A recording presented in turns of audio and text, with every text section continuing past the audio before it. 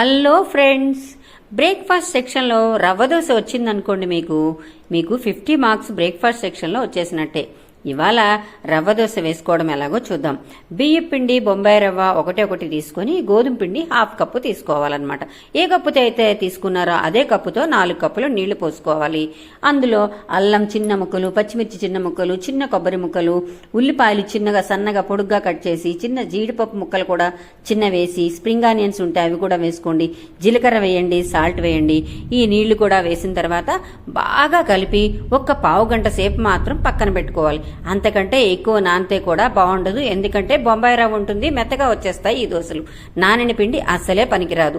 ఈ విధంగా దోశలు వేసుకునేటప్పుడు కూడా ఇలా వేసుకోవాలి. మామూలు మన దోశలు వేసుకున్నట్టు కాదు, మినపపిండి దోశలు కాదు, రవ్వ దోశ ఇలా వేసుకోవాలి.